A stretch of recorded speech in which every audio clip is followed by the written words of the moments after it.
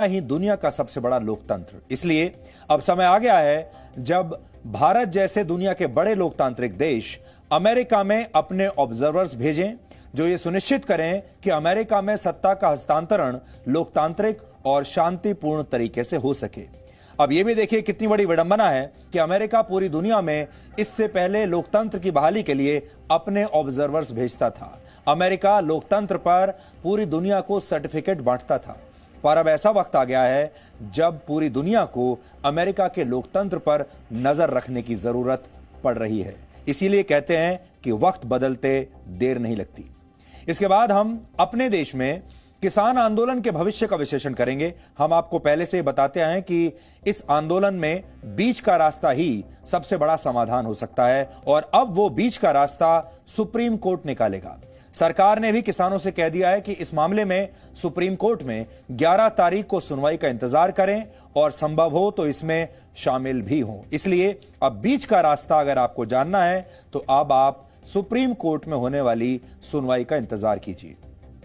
और इसके बाद कोवैक्सीन पर चल रही नई फेक न्यूज के बारे में हम आपको बताने वाले हैं। हमारी रिपोर्टर पूजा मक्कड़ ने 5 दिन पहले यह वैक्सीन लगवाई थी और तब से लगातार हम इस पर आपको ईमानदारी से अपडेट दे रहे हैं। और अब कुछ यूट्यूब चैनल्स और सोशल मीडिया पर कुछ लोग कोवैक्सीन को बदनाम करने के लिए पूजा मक्कड़ के स्वास्थ्य को लेकर फेक न्यूज फैला रहे हैं और वो कह रहे हैं कि इस वैक्सीन को लेने के बाद पूजा की तबीयत खराब हो गई है, उनकी तबीयत बिगड़ गई है।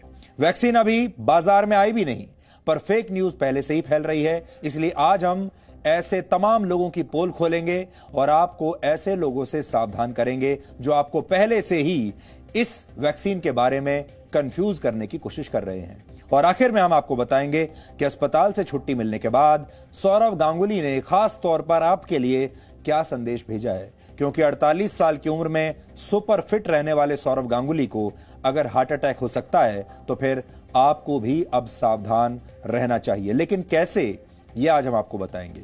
और डीएनए टेलीविजन के माध्यम से दुनिया के 180 देशों में देखा जाता है, लेकिन इस समय आप डीएनए को फेसबुक पर, इंस्टाग्राम पर, ट्विटर पर और यूट्यूब पर लाइव देख सकते हैं। और जो दर्शक इस समय टेलीविजन नहीं देख पा रहे हैं वो इन माध्यमों के जरिए भी हमसे सीधे जुड़े रह सकते हैं। लेकिन सबसे पहले आज की तमाम बड़ी खबरें नॉनस्टॉप न्यूज में। वैक्सीन पर प्रधानमंत्री मोदी 11 जनवरी को एक बड़ी बैठक करने वाले हैं। इस बैठक में देश के सभी राज्यों के मुख्यमंत्री मौजूद रहेंगे। वीडियो कॉन्फ्रेंसिंग के जरिए होने वाली इस बैठक में कोरोना वैक्सीन की तैयारियों को लेकर चर्चा होगी। आज पूरे देश में कोरोना वैक्सीनेशन का तीसरा ड्राई रन हुआ। केंद्रीय स्वास्थ्य मंत्री डॉक्टर हर्षवर्धन ने चेन्नई में वैक्सीनेशन की तैयारियों का जायजा लिया। स्वास्थ्य मंत्री के मुताबिक केंद्र सरकार हर नागरिक तक वैक्सीन पहुंचाने की दिशा में काम कर रही है। Ensuring that in the next few days or so, in the near future, we should be able to give these vaccines to our countrymen. केंद्र सरकार की योजना है कि जल्द से जल्द देश में वैक्सीनेशन अभियान की शुरुआत की जाए। स्वास्थ्य मंत्रालय की ओर से पहले ये संकेत दिए गए थे कि भारत में वैक्सीनेशन 13 जनवरी के बाद शुरू हो सकता है। केंद्र सरकार और किसान संगठनों के बीच आज 8वें दौर की बातचीत भी बेनतीजा रही। तीनों कृषि कानूनों पर केंद्र सरकार और किसान संगठनों के बीच अब अगली बैठक 15 जनवरी को होगी। बैठक के बाद केंद्रीय कृषि मंत्री नरेंद्र सिंह तोमर ने कहा कि किसान नेता सरकार को विकल्प नहीं दे पाए। जी न्यूज के सवाल पर कृषि मंत्री ने बताया कि सरकार को किसानों की तरफ से वैकल्पिक प्रस्ताव का इंतजार है। जैसे कुछ किसान नेता कह रहे हैं कि ये राज्यों पर छोड़ दिया जाना चाहिए कि वो कानून बनाए कृषि को लेकर, केंद्र सरकार अपने कानून रद्द कर दे। क्या इस तरह का कोई ऑप्शन है? नहीं ब्रह्मा जी, आप कह रहे हो, लेकिन बैठक में किसी भी किसान नेता ने इस प्रकार का प्रस्ताव नहीं दिया। कृषि मंत्री ने ये भी कहा कि फैसला अगर सुप्रीम कोर्ट करे तो बेहतर होगा। किसान नेताओं ने यहाँ भी अलग रुख अपनाया। उच्चतम न्यायालय के प्रति प्रत्येक नागरिक की और भारत सरकार की और सभी की प्रतिबद्धता स्वाभाविक रूप से है ही। किसान नेताओं ने 26 जनवरी को योजना के मुताबिक ट्रैक्टर परेड निकालने की बात दोहराई। हम तो आंदोलन कर रहे हैं, बाहर पक्के मकान बनाएंगे हम। अब ट्रैक्टर मार्च भी निकालेंगे? हाँ, निकाल लेंगे। किसान आंदोलन के 44वें दिन राजनीति जारी रही। वायनाड से कांग्रेस सांसद राहुल गांधी और समाजवादी पार्टी के अध्यक्ष अखिलेश यादव ने ट्वीट करके सरकार को घेरा। सिंघू बॉर्डर पर आंदोलन कर रहे किसानों के बीच आतंकी जगतार सिंह हवारा का पोस्टर दिखा। आतंकी जगतार सिंह हवारा के समर्थन में यहां एक टेंट भी लगा दिखा, जहां लंगर चलाया जा रहा था। पोस्टर में आतंकी जगतार सिंह हवारा को योद्धा बताया गया। जी न्यूज के कैमरे पर यह पूरा वीडियो रिकॉर्ड हुआ।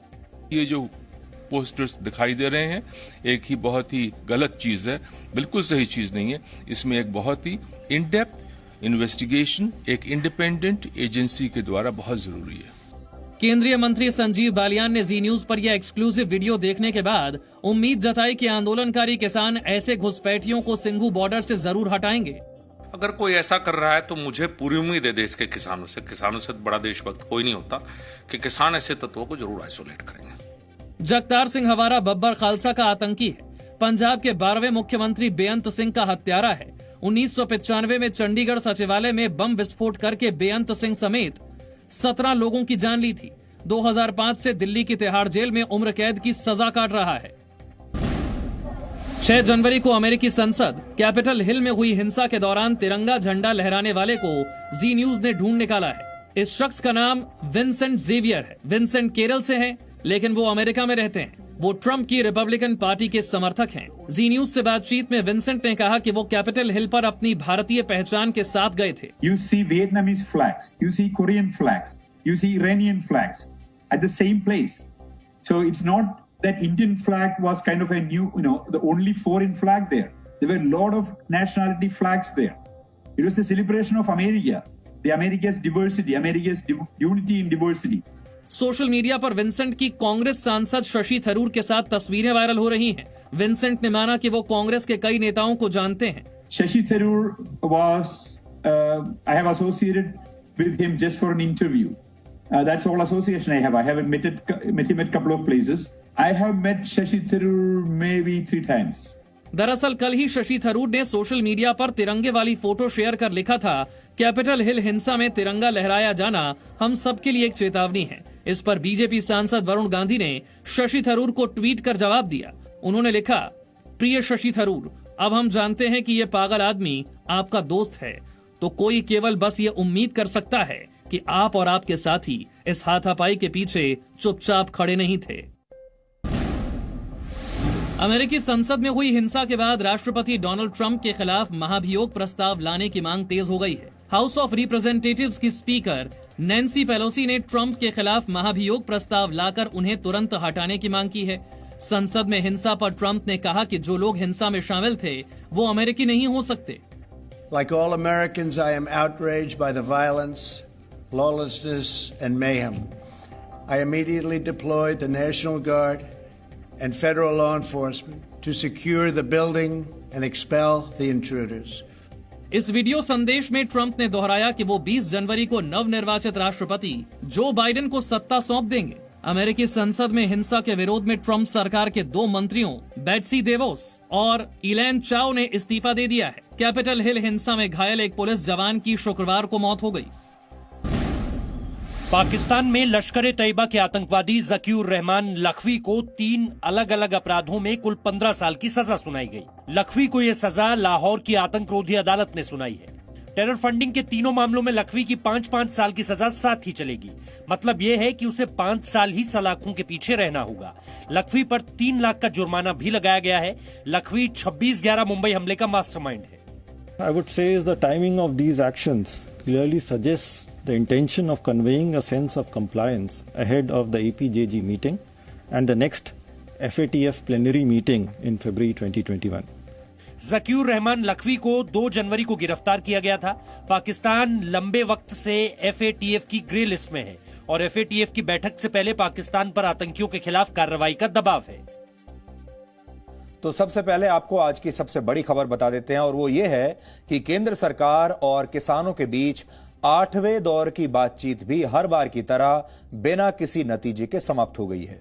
इस बैठक में हिस्सा लेने वाले किसान नेता आज भी नए कृषि कानूनों को वापस लेने की मांग पर अड़े रहे और सरकार भी पहले की तरह यही कहती रही कि वो नए कानूनों में संशोधन करने के लिए तो तैयार है, लेकिन नए कानूनों को वापस नहीं लिया जाएगा।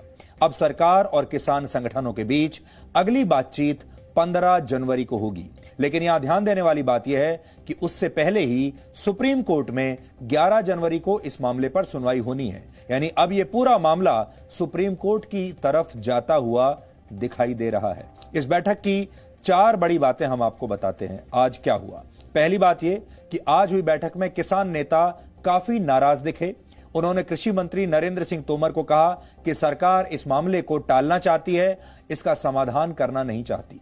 दूसरी बड़ी बात, बैठक में अलग अलग संगठनों के 40 किसान नेता शामिल हुए, जिन्होंने तीनों कृषि कानूनों को रद्द करने की मांग की हर बार की तरह, और सरकार ने भी हर बार की तरह इससे इनकार कर दिया और कहा कि अगर कोई संशोधन करना है तो बताइए। तीसरी बात, सरकार की तरफ से कहा गया कि अगर किसान कानूनों को रद्द करने के अलावा कोई और विकल्प देते हैं तो उस पर विचार किया जा सकता है। यानी सरकार संशोधन के लिए तैयार है, लेकिन कानूनों को वापस नहीं लिया जाएगा। और आखिरी पॉइंट यह है कि बैठक में कोई समाधान तो नहीं निकला, और जब कोई समाधान नहीं निकलता हुआ देखकर कृषि मंत्री नरेंद्र सिंह तोमर ने यह कहा कि अब इस मामले पर फैसला सुप्रीम कोर्ट ही करे तो बेहतर है, लेकिन किसानों ने इस पर सरकार का विरोध किया। यानी अब ऐसा लगता है, सरल शब्दों में इसे समझें तो सरकार ऐसा चाहती है कि अब सुप्रीम कोर्ट ही इस मामले में कोई बीच का रास्ता निकाले, और किसान चाहते हैं कि सरकार इस कानून को किसी भी तरीके से वापस ले ले। इसलिए इस पर फैसला भी सरकार का ही होना चाहिए और तीनों कानूनों को वापस लिया जाए। सबसे पहले आपको इस पूरे विषय पर हम कृषि मंत्री नरेंद्र सिंह तोमर का आज का ताजा बयान सुनवाते हैं। देर तक चर्चा के बाद भी कोई विकल्प आज प्रस्तुत नहीं किए जा सके, और इसलिए आज चर्चा का दौर यहीं स्थगित हुआ, और यूनियन और सरकार दोनों ने मिलकर ये तय किया है कि 15 जनवरी को पुनः दोपहर 12 बजे वार्ता के लिए इकट्ठा होंगे। वो लोग भी अपने यहाँ बात करेंगे, हम लोग भी अपने यहाँ बात करेंगे, और मुझे आशा है कि 15 तारीख की जो बैठक होगी उसमें कोई समाधान ढूंढने में हम लोग सफल होंगे। हम लोकतांत्रिक देश के नागरिक हैं, और हमारे लोकतंत्र में राज्यसभा और लोकसभा से कोई कानून पारित होता है तो स्वाभाविक रूप से उसका विश्लेषण करने का अधिकार माननीय उच्चतम न्यायालय को ही है, और इसलिए उच्चतम न्यायालय के प्रति प्रत्येक नागरिक की और भारत सरकार की और सभी की प्रतिबद्धता स्वाभाविक रूप से है ही। और इसलिए ये विषय आता है क्योंकि सुप्रीम कोर्ट में 11 तारीख को डेट भी लगी है, तो सुप्रीम कोर्ट की बातचीत इस मामले में आती है। लेकिन सुप्रीम कोर्ट जिस दिशा में निर्णय देंगे तो सरकार तो सुप्रीम कोर्ट के प्रति प्रतिबद्ध है ही। आज की मीटिंग में हम आए थे कि सरकार कोई इसका 3 कानूनों को रिपील करने के लिए कुछ बात करेगी, कुछ वादा करेगी, कुछ तो करेगी, लेकिन सरकार ने ऐसा ना करके आज की मीटिंग को एकदम बेसिट्टा बना दिया है। और 15 को फिर मीटिंग का प्रपोजल है। 15 से पहले हम डे आफ्टर टुमारो यानी कल परसों अपनी बात करेंगे, अपनी मीटिंग करेंगे, और इस बीच 11 तारीख को एक बड़ा सुप्रीम कोर्ट में सुनवाई होगी। उससे क्या निकलता है वो भी हमारी अगली बातचीत को असर डालेगा। तो आज आपने एक बार फिर से देख लिया कि कोई नतीजा अभी नहीं निकल रहा है। ये तस्वीरें आप लगातार कई दिन से देख रहे होंगे कि ट्रैक्टर्स पर किसान लगातार दिल्ली के आसपास के हाईवेज को जैम किए हुए हैं, लगातार सड़कों पर ट्रैक्टर्स लेकर निकल रहे हैं, और अगले आने वाले दिनों में भी आपको ऐसी ही तस्वीरें अभी देखने को मिलेंगी, क्योंकि आज की जो बैठक थी वो भी बिल्कुल बेनतीजा निकली है किसानों और सरकार के बीच।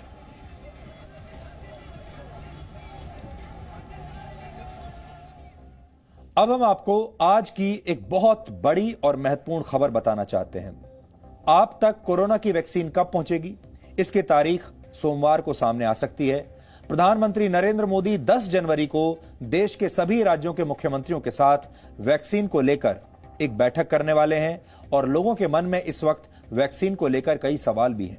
लेकिन इतना हम आपको बता सकते हैं कि अब सिर्फ कुछ दिनों की बात है और यह वैक्सीन अब आपके लिए किसी भी दिन आ सकती है। सभी लोग सोच रहे हैं कि उन्हें यह वैक्सीन कब दी जाएगी और वैक्सीन के लिए उन्हें क्या करना होगा। इन सब सवालों का जवाब आज स्वास्थ्य मंत्री डॉक्टर हर्षवर्धन ने दिया है। सबसे पहले आप उन्हीं की बात सुनिए।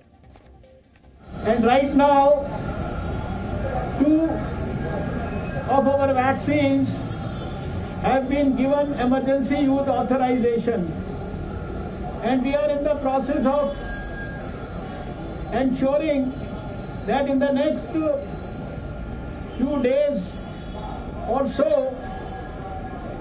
in the near future, we should be able to give these vaccines to our countrymen, starting with, of course, prioritizing those who are most at risk, our health professionals, healthcare workers in the public and private sector, followed by frontline workers, our police, our army people, our paramilitary people, our sanitation and our municipal corporation and all those frontline workers. पूरे देश में आज corona vaccination का दूसरा dry run हुआ।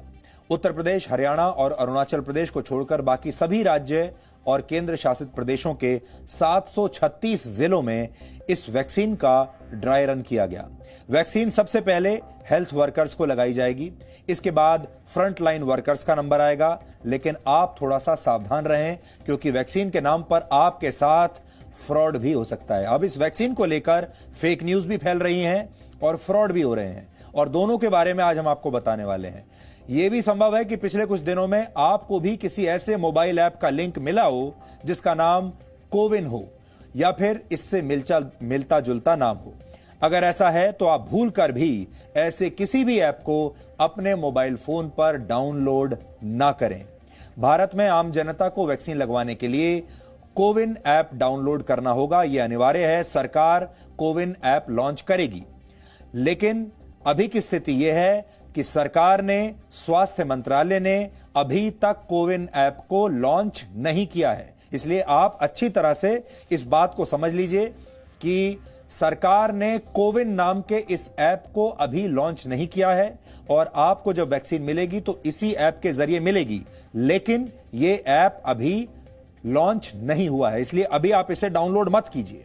अगर आपके mobile phone पर इस नाम से कोई ऐप है तो वो ऐप फर्जी है, असली नहीं है और इस ऐप का मकसद सिर्फ और सिर्फ आपका डेटा और आपकी सारी जानकारी को चुराना है, इसलिए आप सावधान हो जाइए।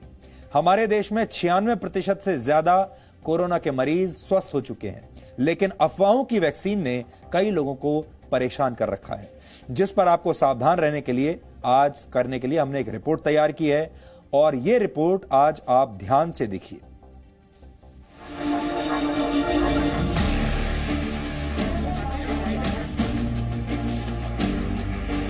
Mobile apps, web portals create हो रहे हैं, लोगों के संग शेयर किए जा रहे हैं और लोग उसमें फंस रहे हैं। भारत में कोरोना महामारी से बचने के लिए टीकाकरण अभियान शुरू नहीं हुआ है, लेकिन इससे पहले ही वैक्सीन के नाम पर ठगी शुरू हो गई है।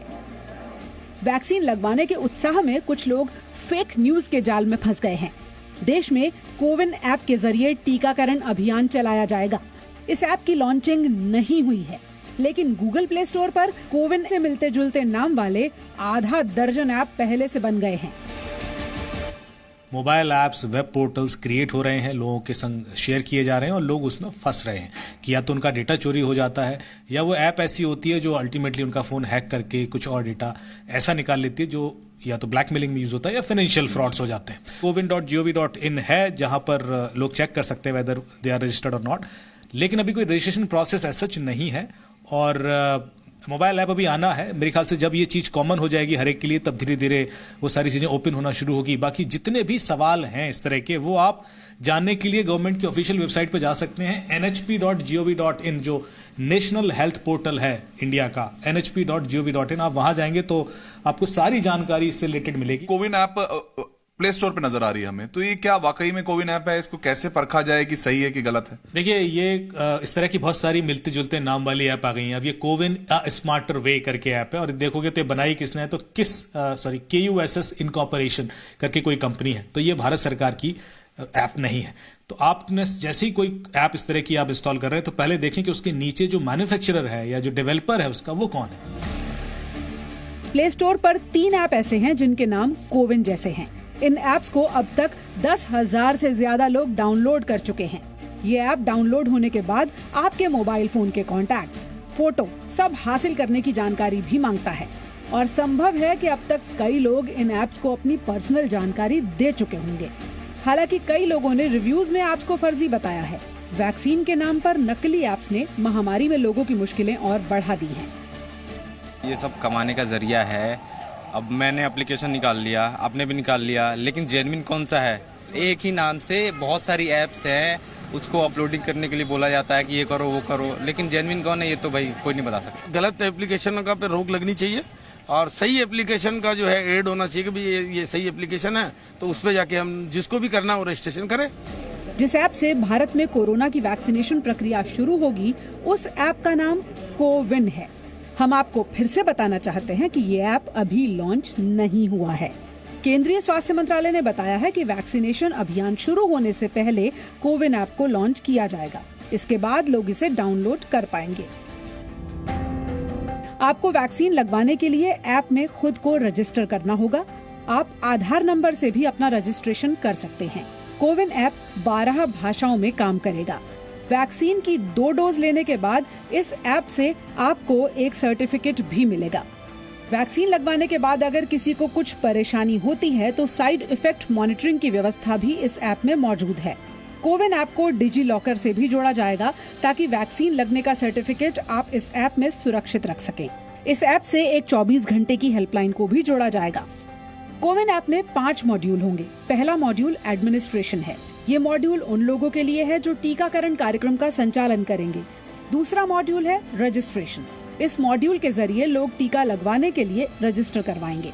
तीसरा मॉड्यूल वैक्सीनेशन है। इसके जरिए रजिस्ट्रेशन करवाने वाले लोगों की जानकारी वेरीफाई होगी। चौथा मॉड्यूल बेनिफिशियरी एक्नॉलेजमेंट मॉड्यूल है, जिसके जरिए टीका लगवाने वाले लोगों को मैसेज भेजे जाएंगे।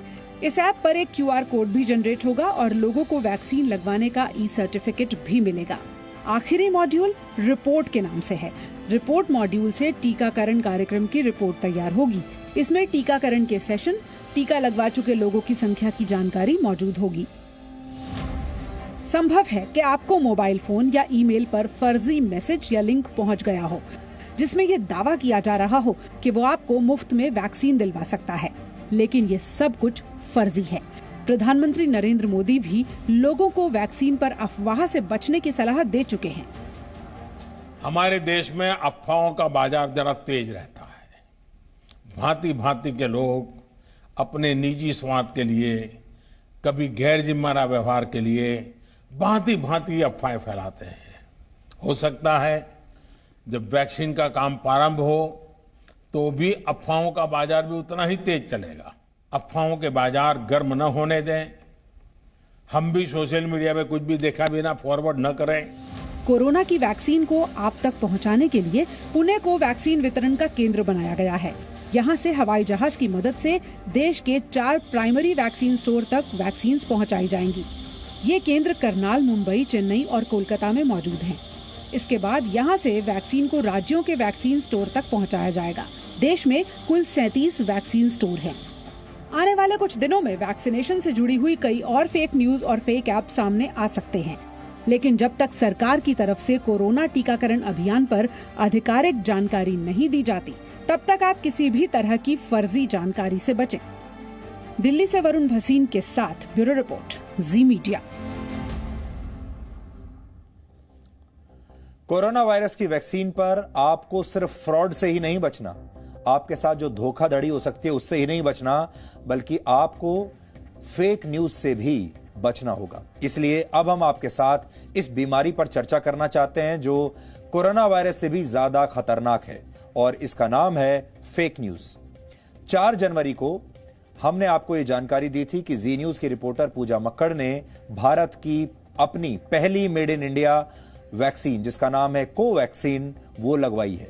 और जैसा कि हमने आपसे वादा किया था, इस खबर पर जो भी अपडेट होगा उसे हम ईमानदारी के साथ आप तक पहुंचाएंगे, ताकि आपको भी इस वैक्सीन पर विश्वास हो और आप भी समझ सकें कि इसके सारे साइड इफेक्ट्स अगर हैं भी तो वो क्या हैं। इससे ज्यादा कोई मीडिया हाउस, कोई रिपोर्टर, कोई न्यूज चैनल कर नहीं सकता कि वो खुद पूरी ईमानदारी के साथ खुद ही ये वैक्सीन लगवा ले और फिर अपने अनुभव आपके साथ शेयर करे। इससे बड़ी बात बताइए और क्या हो सकती है। लेकिन हमारे ही देश में कुछ लोग ऐसे हैं जो इस वैक्सीन के पीछे पड़े हैं, जो ये नहीं चाहते कि हमारे देश के अपने वैज्ञानिकों द्वारा बनाई गई वैक्सीन इस देश में लोग लगवाएं। इसलिए पहले दिन से ही कुछ ताकतें ऐसी हैं और हम उन्हें देश विरोधी, राष्ट्र विरोधी ताकतें कहते हैं। देखिए, देश विरोधी ताकतें सिर्फ वो नहीं होती जो देश तोड़ने की बात करती हैं। देश कई तरीके से टूट सकता है और देश का और देश के लोगों का नुकसान कई तरीके से हो सकता है, जिनमें से एक तरीका यह भी है जो आजकल अपनाया जा रहा है, आपको कोवैक्सीन के बारे में गलत जानकारियां देकर, आपको डराकर। सो कुछ लोग हमारे देश में ऐसे हैं जिन्हें जी न्यूज की यह सच्ची पत्रकारिता पसंद नहीं आ रही और वो ये चाहते हैं कि भारत इस कोरोना वायरस के प्रकोप से बाहर निकल ही ना पाए। और ऐसे तमाम लोगों ने अब इस खबर पर भी फेक न्यूज की एक बड़ी खूबसूरत सी इमारत खड़ी कर ली है। और आप जानते हैं, जब कोई इमारत सुंदर दिखती है तो आते जाते लोग उसे रुक कर देखते ही हैं।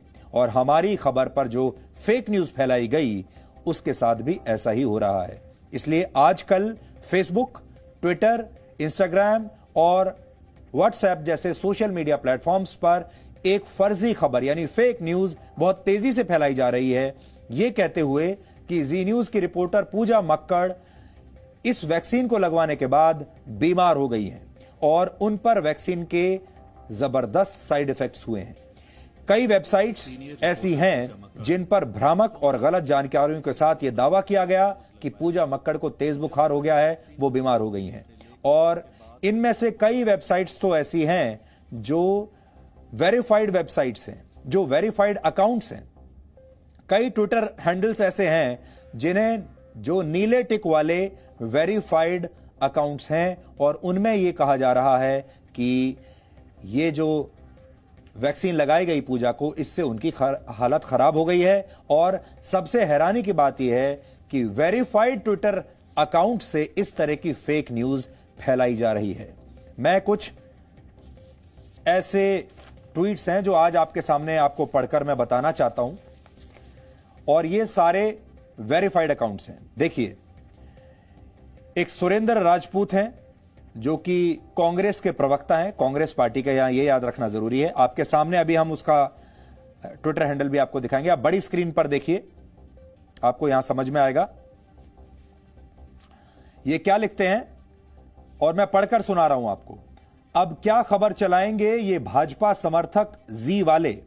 जी news reporter Pooja Makkar feels pain, stiffness in her hands after 24 hours of taking covid vaccine.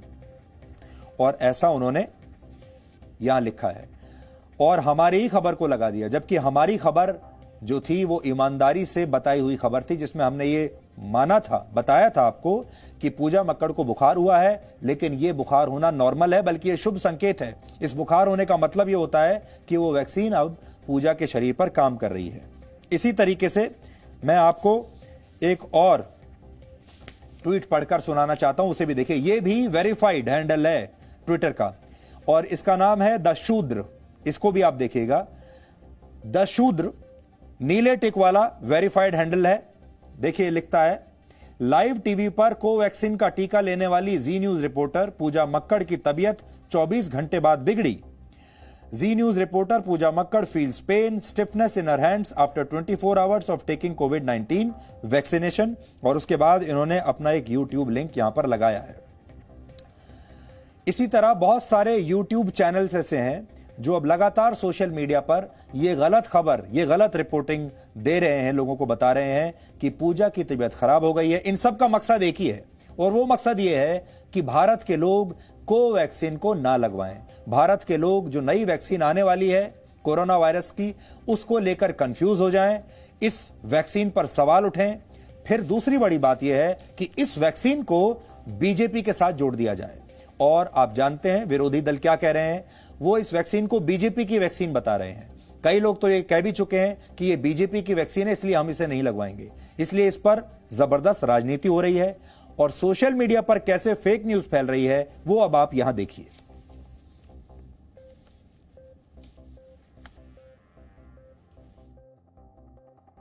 संख्या में ऐसे लोग हैं जो हर रोज अखबार पढ़ते हैं, सोशल मीडिया पर भी न्यूज देखते हैं और उनके मन में एक डर पैदा कर दिया गया है। और डर यह है कि अगर ये वैक्सीन लगवाई तो पता नहीं ये वैक्सीन कैसी होगी, इसके साइड इफेक्ट्स के बारे में तो किसी को कुछ पता ही नहीं है।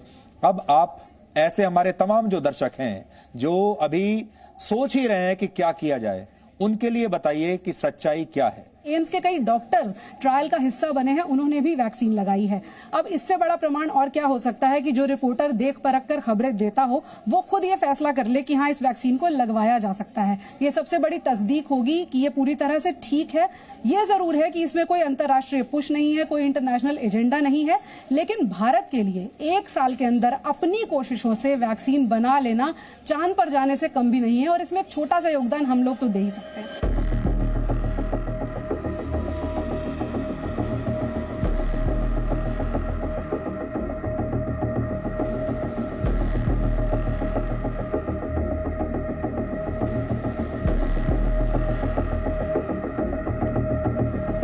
पूजा मक्कड़ ने वैक्सीन की डोज लेने से लेकर उसके बाद तक तमाम वीडियो शेयर किए और अपने चैनल पर यह बताया कि किस तरह से देश में बनी ये वैक्सीन पूरी तरह से सेफ है। लेकिन महज 24 घंटे बाद ही उनकी तबीयत अचानक बिगड़ने लगी। अभी तक के अपने 24 घंटे से ज्यादा के अनुभव के आधार पर आप क्या कहेंगी?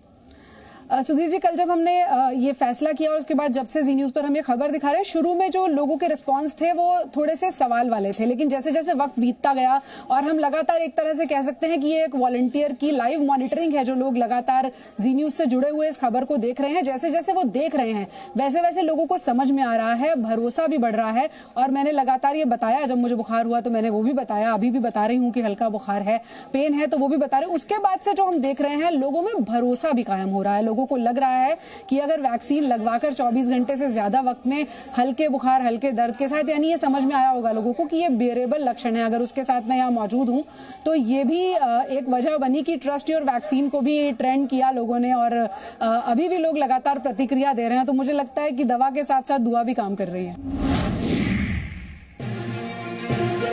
ये है जी न्यूज की सीनियर रिपोर्टर पूजा मक्कड़। सोमवार को इन्होंने स्वदेशी कोरोना वैक्सीन का डोज लगवाया था। पूजा मक्कड़ ने वैक्सीन की डोज लेने से लेकर उसके बाद तक तमाम वीडियो शेयर किए और अपने चैनल पर यह बताया कि किस तरह से देश में बनी ये वैक्सीन पूरी तरह से सेफ है। लेकिन महज 24 घंटे बाद ही उनकी तबीयत अचानक बिगड़ने लगी। उन्हें बुखार होने लगा और जिस हाथ में उन्होंने कोरोना वैक्सीन का टीका लगवाया था उसमें दर्द शुरू हो गया। जी न्यूज की वेबसाइट पर प्रकाशित खबर के मुताबिक इसके बाद पूजा मक्कड़ को एम्स के डॉक्टर्स ने कांटेक्ट किया। रिपोर्ट में दावा किया गया है कि डॉक्टर्स ने कहा है कि कोरोना वैक्सीन के बाद इस तरह के लक्षण दिखना आम है, इससे डरने की बात नहीं है। इससे पहले लाइव प्रसारण के दौरान पूजा मक्कड़ ने टीवी पर कहा था कि कोरोना वैक्सीन के 20 घंटे बाद भी वो नॉर्मल है और उन्हें किसी तरह की कोई दिक्कत नहीं है।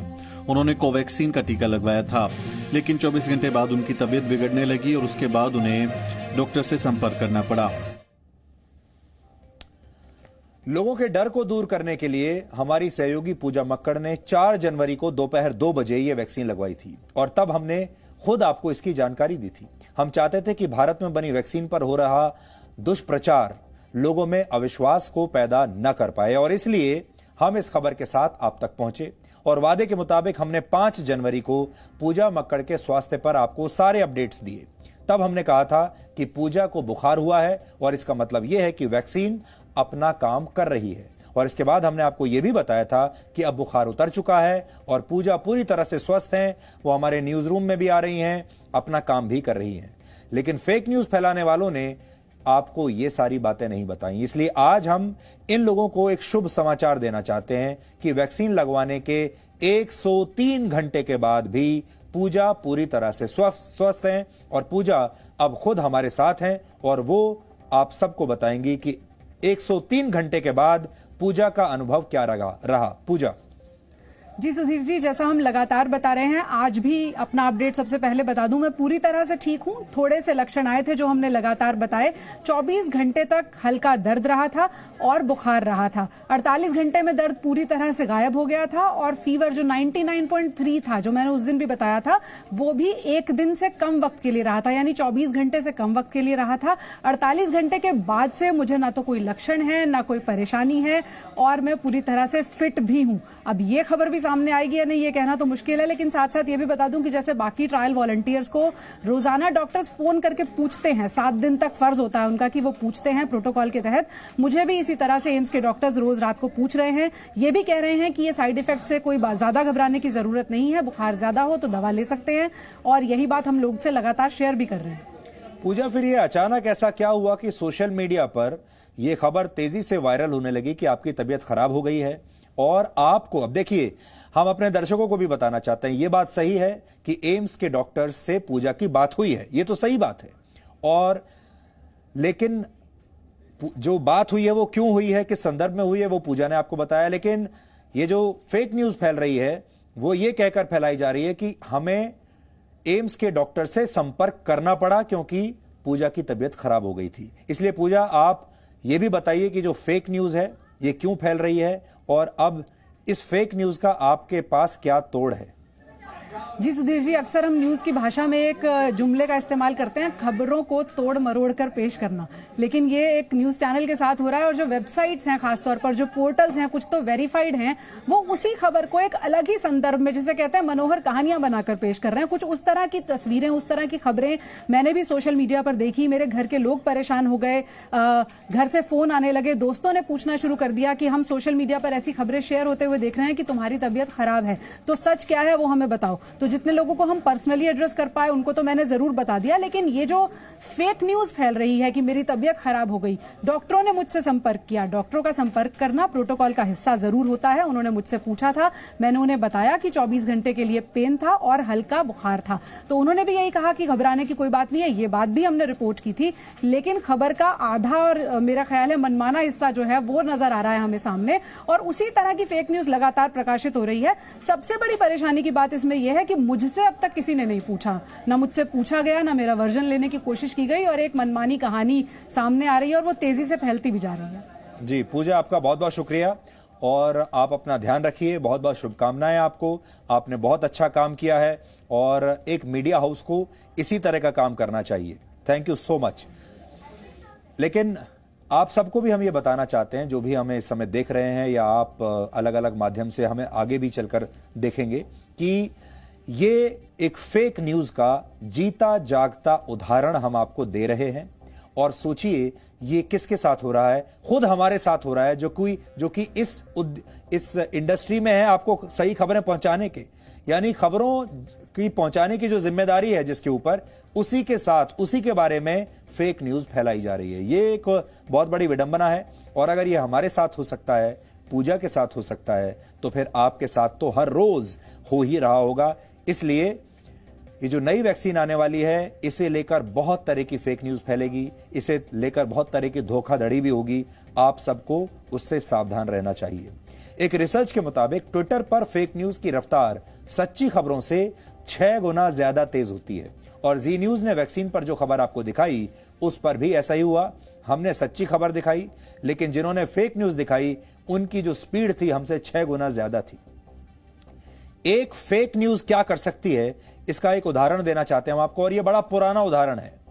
वर्ष 1979 में लोकमान्य जयप्रकाश नारायण की तबीयत अचानक खराब हो गई थी, और तब यह अफवाह बहुत तेजी से फैली कि उनका निधन हो गया। वो बीमार तो थे, गंभीर रूप से बीमार थे, लेकिन उनका निधन नहीं हुआ था। अफवाह फैली कि उनका निधन हो गया है, और इस अफवाह ने उस जमाने में भारतीय संसद को भी उलझन में डाल दिया था। और तब तो ना सोशल मीडिया था, ना 24 घंटे के न्यूज चैनल्स थे, और आलम यह था कि तत्कालीन प्रधानमंत्री मोरारजी देसाई ने संसद को ये फेक न्यूज देकर उन्हें श्रद्धांजलि भी अर्पित कर दी कि अब वो इस दुनिया में नहीं रहे। लेकिन बाद में जब इस अफवाह की पोल खुली और पता चला कि जयप्रकाश नारायण जीवित हैं, तो देश भर में इस पर काफी चर्चा हुई और लोगों ने काफी मजाक भी उड़ाया मोरारजी देसाई का। दुनिया में फेक न्यूज का चलन किस हद तक बढ़ गया है, इसे आप ऐसे समझिए कि फेक न्यूज शब्द को पिछले साल ही ऑक्सफोर्ड डिक्शनरी में औपचारिक रूप से शामिल किया गया है। ऑक्सफोर्ड डिक्शनरी ने फेक न्यूज को परिभाषित करते हुए कहा है कि ये वो न्यूज होती है जिसमें गलत, झूठी और भ्रामक जानकारियां शामिल होती हैं। ऑक्सफोर्ड डिक्शनरी के मुताबिक इस शब्द का इस्तेमाल पहली बार वर्ष 1890 में हुआ था और देखिए ये अब 2020 में भी चल रही है। माना जाता है कि आधुनिक काल में फेक न्यूज का पहला मामला वर्ष 1835 में आया था। तब अमेरिका के एक अखबार द सन ने चंद्रमा पर जीवन मिलने का दावा किया था। अखबार ने कुछ तस्वीरें भी प्रकाशित की थी और उन तस्वीरों में मौजूद इंसानों के शरीर पर चमगादड़ की तरह पंख लगे हुए थे। कई हफ्तों तक इस अखबार को पढ़ने वाले लोग इन तस्वीरों को सच मानते रहे और यह घटना द ग्रेट मून होक्स के नाम से प्रसिद्ध है।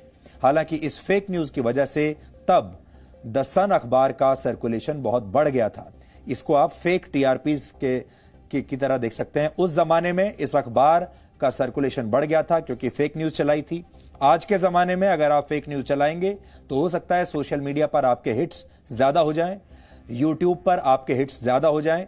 हो सकता है, ऐसा होता भी है। इसीलिए लोग इस तरह की भ्रामक और फेक न्यूज फैलाते भी हैं और ये फेक टीआरपीज का जमाना है, नकली टीआरपीज का जमाना है। इसलिए खबर भी नकली है और टीआरपी भी नकली है। आपको बहुत सावधान रहने की जरूरत है और सोशल मीडिया पर तेजी से फैलने वाली फेक न्यूज की बीमारी कितनी खतरनाक है, आज इसे आप एक दूसरी खबर से समझिए। इसके लिए हम आपको एक वायरल वीडियो दिखाना चाहते हैं। यह वीडियो पिछले कुछ दिनों से सोशल मीडिया पर बहुत चर्चा में है, जिसमें एक व्यक्ति एक गाय के बछड़े को बेरहमी से पीट रहा है। हो सकता है आपने भी इस वीडियो को देखा हो। इस वीडियो को सोशल मीडिया पर वायरल कर दिया गया और सोशल मीडिया पर यह बताया गया कि देखिए ये व्यक्ति कितनी बेरहमी से एक गाय के बछड़े को पीट रहा है और लोगों ने भी सोशल मीडिया पर इसके बारे में टिप्पणी करनी शुरू कर दी और लोगों ने लिखा कि यह व्यक्ति वाकई में कोई बहुत बुरा व्यक्ति होगा, बहुत क्रूर व्यक्ति होगा जिसने ऐसा किया। लेकिन हर तस्वीर के दो पहलू होते हैं, हर खबर के दो पहलू होते हैं। ये एक पहलू हमने आपको दिखाया, अब हम आपको दूसरा पहलू दिखाना चाहते हैं। लेकिन यहां ये स्पष्ट कर दें कि जी न्यूज जानवरों के साथ होने वाली हिंसा का बिल्कुल समर्थन नहीं करता और हमें लगता है कि इस मामले में कार्रवाई होनी ही चाहिए थी। लेकिन हम आपको इस खबर के पीछे की कहानी आज बताना चाहते हैं जो शायद कोई और नहीं बताता। यह वीडियो 5 जनवरी का है और इसमें दिख रहे व्यक्ति का नाम है कमल। घर जाते समय कमल को गाय के एक बछड़े से धक्का लग गया और इस धक्के की वजह से कमल के हाथों में जो कागज थे वो कागज नीचे गिर गए। कमल को यह बात बर्दाश्त नहीं हुई, उन्हें गुस्सा आ गया, क्रोधित हो गए और कमल ने गाय के बछड़े को पीटना शुरू कर दिया। इसके बाद कमल ने सड़क पर गिरे अपने कागज उठाए, जैसा आप देख सकते हैं, और फिर कमल वहां से चला गया। सोशल मीडिया पर जब इसका वीडियो आया तो लोगों ने इस हिंसा की आलोचना की। बात पुलिस तक पहुंची और बाद में पुलिस ने कमल को गिरफ्तार कर लिया। असल में यह कहानी देश के बाकी तमाम लोगों के लिए यहीं समाप्त हो जाती है। इससे आगे कोई कहानी है भी नहीं। लेकिन एक कहानी है जो इसके आगे भी है और जो आपको कभी पता नहीं चलेगी। जी न्यूज ने कमल से संपर्क किया और जी न्यूज कमल के घर पहुंच गया। हमने जानने की कोशिश की कि उस दिन ऐसा क्या हुआ था कि कमल को इतना गुस्सा आया। और कमल, जैसा कि आप जानते हैं, इन तस्वीरों को आप भी अगर देखेंगे तो कमल आपको एक खलनायक दिखेगा, एक विलेन दिखेगा, क्योंकि उसने एक जानवर की इतनी निर्मम तरीके से पिटाई की है। यह बिल्कुल सही है। तो हम कमल से मिलने के लिए वहां पहुंचे और यह खबर आज हम आपको सिर्फ इसलिए दिखा रहे हैं क्योंकि हमारे देश में सोशल मीडिया पर आधी अधूरी जानकारी के साथ वीडियोस को वायरल कर दिया जाता है। लोग उस पर अपना फैसला भी तुरंत सुना देते हैं, इंस्टेंट जस्टिस होता है और कमल के साथ भी ऐसा ही हुआ। हम मानते हैं कि कमल ने गलती की, लेकिन ऐसा उसने क्यों किया, इस पर आज आपको हमारी ये रिपोर्ट देखनी चाहिए क्योंकि यह है कहानी का दूसरा हिस्सा।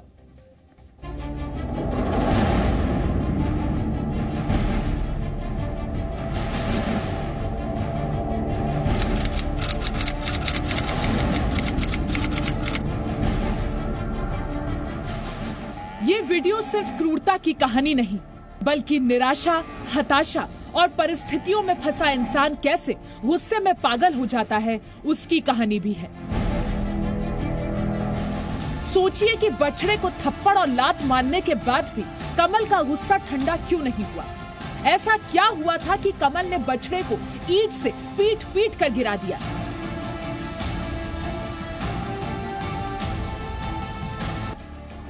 बछड़े को पीटते हुए कमल का वीडियो देखने के बाद हमारे मन में ऐसे ही कई सवाल उठे और फिर हमने पूरी कहानी जानने की कोशिश शुरू की। सोशल मीडिया के जरिए हमें पता चला कि ये वीडियो दिल्ली के मंडावली का है। जी न्यूज रिपोर्टर कमल की तलाश में मंडावली पहुंचे तो एक चौंकाने वाली दर्दनाक कहानी सामने आई। पता चला कि परिस्थितियां कैसे किसी इंसान की मनोदशा को बदल देती हैं। ये उस कमल की पत्नी है जिसने बछड़े को बेरहमी से पीटा। कमल की पत्नी नेत्रहीन है।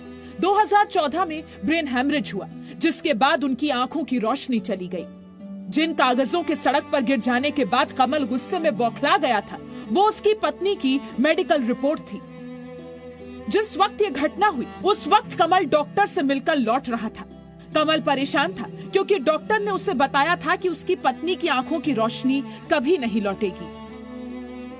टेंशन से उनको टेंशन रहती है घर की बहुत ज्यादा, अकेले कमाने वाले, मेरी टेंशन, उनको सब की टेंशन है उनको, इसलिए उनको गुस्सा आ गया, उन्होंने टेंशन से धक्का दे दिया था बस। अब कमल की माँ से मिलिए। उम्र 81 साल है, उन्हें टीबी है, बेहद बीमार रहती हैं। कमल एक पेट्रोल पंप पर काम करता है, जहां से उसे हर महीने 15,000 रुपए मिलते हैं। दवाओं का खर्च कमल को परेशान करता रहता है। मेरे बेटा को बहुत ज्यादा परेशानी है, इसको माफ कर दो। मेरे घर में कोई और भी नहीं है, बच्चे छोटे छोटे बच्चे, कमाने लायक भी नहीं है। वो अपने दिन कैसे कैसे टाइम काट रहे हैं वो। ये कमल की छोटी बेटी है, उम्र करीब 15 साल है। पापा का वीडियो देखकर ये भी बहुत परेशान है। उसे भरोसा नहीं हो रहा है। वो बता रही है कि उसके पिता तो बेहद अच्छे इंसान हैं। मेरे पापा बहुत अच्छे इंसान हैं, उनका कोई भी वो इरादा नहीं था कि वो बछड़े को मार सके। वो मेरी दादी मम्मी की वजह से थोड़े टेंशन में थे। मेरी मम्मी का आँख से दिखता नहीं है, दादी टीबी की बीमारी है। दवाई लेकर आ रहे थे, वो बछड़े ने पापा को टक्कर मार दी थी। वो थोड़े पापा गिर गए थे, पर पापा ने उसे कुछ नहीं कहा था, बस हटा दिया था। पर उनके दिमाग में पता नहीं क्या आया कि वो ऐसी हरकत करने लग गए। मेरे पापा ऐसा कुछ नहीं करना चाह रहे थे। बछड़े को पीटने वाला ये वीडियो 5 जनवरी का है। 2 दिन पहले ही कमल के घर में ऐसी घटना हुई जिसने उसकी मानसिक परेशानी को बढ़ा दिया। घटना से 2 दिन पहले यानी 3 जनवरी को कमल की बड़ी बेटी अपनी मर्जी से घर छोड़कर चली गई। परेशानी तो भैया बहुत ज्यादा है ना, जैसे एक तो लड़की ने दो दे दी, लड़की ने आऊंगा, फिर मैं बीमारी इसकी ज्यादा है कि इसको ठीक तो नहीं बिल्कुल भी। अब इसकी और सेवा उल्टी करनी पड़ा है, और सेवा करे कमाने जावे।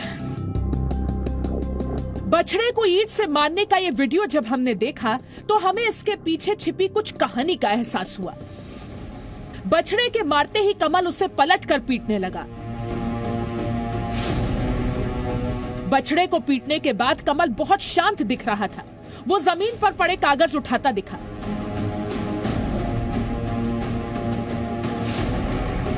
और फिर अचानक आग बबूला होकर बछड़े पर हमला कर बैठा।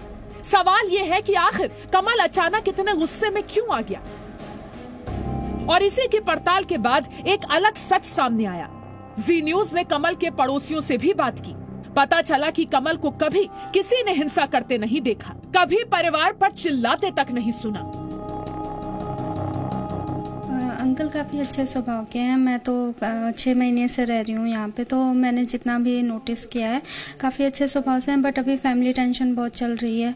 मीन्स इनकी वाइफ की आंखों की रोशनी भी जा चुकी है, एंड इनकी जो माँ है उनको भी टीबी की समस्या है काफ़ी टाइम से, तो काफ़ी मेंटली भी डिस्टर्ब थे। अपने में ही रहते थे। भाई साहब हम उनको 2 साल से जानते हैं, ठीक है। मैं ऐसा चीज गलत काम करते हुए मैं 2 साल के बीच में नहीं देखी हूँ, ताकि उनके ऊपर कोई शिकायत दर्ज किया जाए या कोई उनको कुछ कहा जाए उल्टे सीधे। अपने बचाव के लिए तो कोई भी बचाव कर सकता है। कमल ने जो किया उसे किसी तरह से सही नहीं ठहराया जा सकता। जी न्यूज ने इस वीडियो के पीछे की कहानी के जरिए सिर्फ इतना बताने की कोशिश की है कि परिस्थितियां किसी इंसान की मनोस्थिति को कैसे बिगाड़ सकती हैं। शिवांक मिश्रा के साथ ब्यूरो रिपोर्ट, जी मीडिया।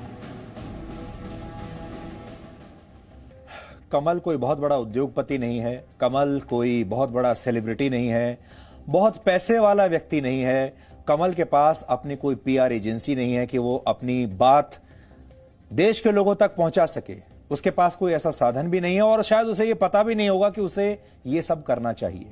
लेकिन हम चाहते थे कि आपको एक केस स्टडी हम दिखाएं और हम आपको बताएं कि कई बार गुस्से में, ये किसी के साथ भी हो सकता है, जब आप गुस्से में होते हो, जब आपके अंदर कोई नाराजगी होती है, जब आप परेशानी में होते हो, क्राइसिस में जब आप होते हैं, तो कई बार क्रोध आता है और उस क्रोध की वजह से कोई भी व्यक्ति गलती कर बैठता है।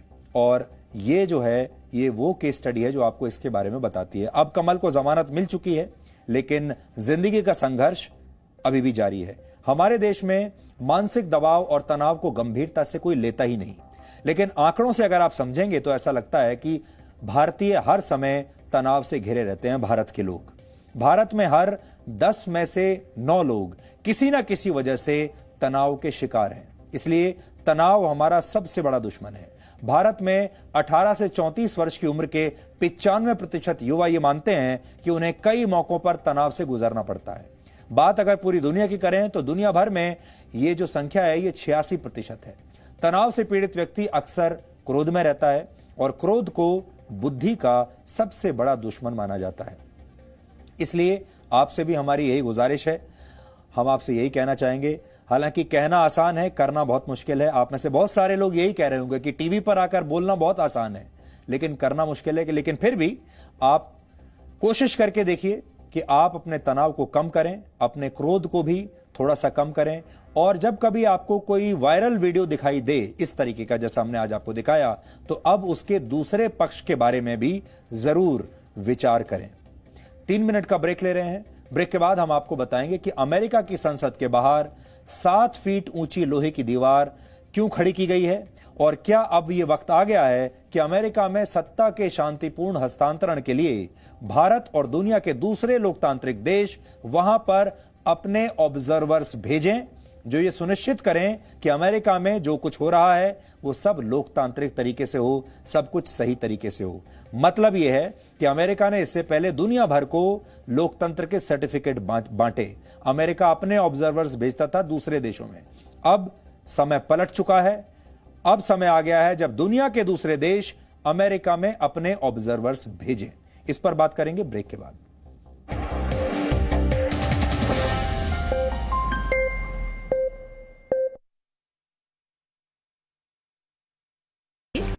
असंभव से आगे निकलना पड़ता है और योद्धा वही है जिसके मन में गौरवशाली परंपराओं के लिए सम्मान हो और जिसके कंधों पर अपने देश का अभिमान हो। Ladies and gentleman, lieutenant Anjali Kumar. Zee News, परंपरा संस्कारों की।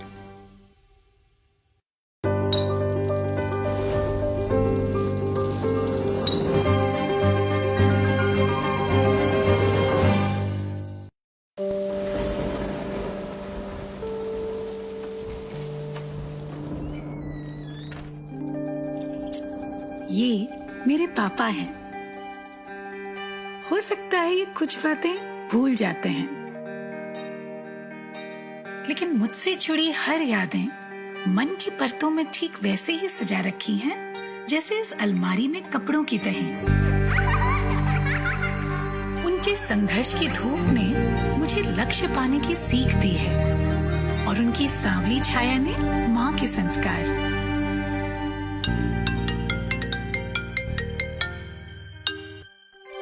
प्रणाम पापा। जीते रहो। आज तो हाँ पता है, आज आपके लिए बहुत स्पेशल दिन है। आज मैं आपको बहुत मिस कर रही हूँ पापा। इतिहास में ऐसा पहली बार हो रहा है जब लेफ्टिनेंट के परिवार वाले पासिंग आउट परेड का हिस्सा नहीं बन पाए, लेकिन कोरोना काल में 130 करोड़ भारतीय उनसे यही कहना चाहते हैं, विजयी भव। पापा कहते हैं कि संभव की सीमा जानने के लिए असंभव से आगे निकलना पड़ता है और योद्धा वही है जिसके मन में गौरवशाली परंपराओं के लिए सम्मान हो और जिसके कंधों पर अपने देश का अभिमान हो। Ladies and gentleman, lieutenant Anjali Kumar. Zee News, परंपरा संस्कारों की। 1 साल पहले ग्रेजुएशन कंप्लीट करा था। घर पे सबको बहुत उम्मीदें थी, बेटी है, कुछ करके दिखाएगी। काफी इंटर्नशिप्स भी करी थी कॉलेज में, प्लेसमेंट भी हुई, लेकिन कोविड के आते ही सब। क्या आप नौकरी को लेकर परेशान हैं? तो अब जी न्यूज़ पर देखिए रोजगार की हर खबर। जी रोजगार समाचार, दिन भर जी न्यूज़ पर। डबल बेडशीट सिर्फ 249 रुपीज में। सही सुना आपने। डाउनलोड करें easy mall app for such amazing deals on thousands of products, वो भी डायरेक्टली फ्रॉम मैन्युफैक्चरर्स। साथ ही देखिए lip smacking food videos, health and fitness videos, top news videos, Bollywood videos और भी बहुत कुछ। डाउनलोड करें इजी मॉल ऐप।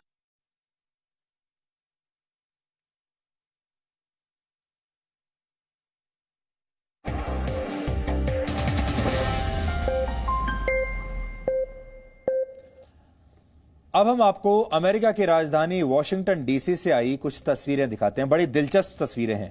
इनमें अमेरिका की संसद के बाहर 7 फीट ऊंची एक फेंस यानी बाड़ लगाई जा रही है। ये देखिए आपने ऐसी फेंस की तस्वीरें 2 देशों की सीमाओं पर अक्सर देखी होंगी, क्योंकि जब सीमाओं को सुरक्षित रखना होता है ताकि लोग एक सीमा को पार ना करें दूसरे देश में जाने के लिए, तो इस तरह की फेंसिंग करनी होती है। अमेरिका में ऐसा वहां की संसद की सुरक्षा के लिए किया जा रहा है। अमेरिका की संसद को यह खतरा किसी और देश से नहीं बल्कि अपने ही लोगों से है, अपने ही देश में रहने वाले लोगों से है, और या यूं कह लीजिए कि अमेरिका में ही मौजूद राष्ट्रपति ट्रंप के समर्थकों से उन्हें अब यह खतरा महसूस हो रहा है। तो अपने ही देश के लोगों को रोकने के लिए अमेरिका को यह फेंसिंग वहां पर करनी पड़ रही है। इससे तस्वीर से 2 बातें सामने आती हैं। आप अमेरिका को 2 तरीके से जानते हैं। एक कि अमेरिका सुपर पावर है, महाशक्ति है, और अमेरिका सबसे सुरक्षित देश है क्योंकि अमेरिका के पास इतनी जबरदस्त टेक्नोलॉजी है, सेना है, हथियार है। इससे आपको यह पता चलता है कि अब अमेरिका वो महाशक्ति नहीं रहा जो हम और आप फिल्मों में देखते आए हैं, जैसा हॉलीवुड की फिल्मों में दिखाया जाता है। क्योंकि अमेरिका की संसद तक पहुंचना कितना आसान है और उनकी सुरक्षा कितनी कच्ची है, ये आपने इन तस्वीरों के जरिए कल ही देख लिया होगा, जब ये सारे लोग जो प्रदर्शनकारी हैं अमेरिका की संसद के अंदर तक पहुंच गए। ये एक बहुत बड़ी सुरक्षा की चूक है। इसके बारे में तो अभी किसी ने बात ही नहीं की। अभी तक सारे लोग यही बात कर रहे हैं कि ये लोकतंत्र के लिए बहुत खतरनाक है। लेकिन इसमें एक बड़ी बात यह भी है कि आप अमेरिका की संसद की सुरक्षा के बारे में सोचिए, वहां के सुरक्षा इंतजामों के बारे में सोचिए कि वो इतने लोगों को अंदर प्रवेश करने से रोक नहीं पाए। इसलिए अमेरिका की जो छवि है एक सुपर पावर होने की, महाशक्ति होने की, वो छवि इन तस्वीरों के बाद टूट गई। तो अमेरिका ना तो महाशक्ति रहा, और दूसरी छवि जो अमेरिका ने बनाई दुनिया भर के सामने वो ये कि वो सबसे मजबूत लोकतंत्र है, दुनिया का सबसे पुराना लोकतंत्र है, और अगर किसी दूसरे देश को लोकतांत्रिक व्यवस्था का सर्टिफिकेट चाहिए तो वो अमेरिका ही दे सकता है। अमेरिका ने पिछले कितने सालों में कितने देशों पर लोकतंत्र के नाम पर हमला किया है, कितने देश के लोगों को तबाह कर दिया है, ये कहते हुए कि हम लोकतंत्र की बहाली के लिए ऐसा कर रहे हैं। और अब अमेरिका का खुद का लोकतंत्र कितना कमजोर हो चुका है, उसमें कितने लूप होल्स हैं, ये पूरी दुनिया ने अब देख लिया। इसलिए दोनों जो छवि हैं अमेरिका की वो टूट गई हैं। महाशक्ति भी नहीं रहा और सबसे मजबूत लोकतंत्र भी नहीं रहा।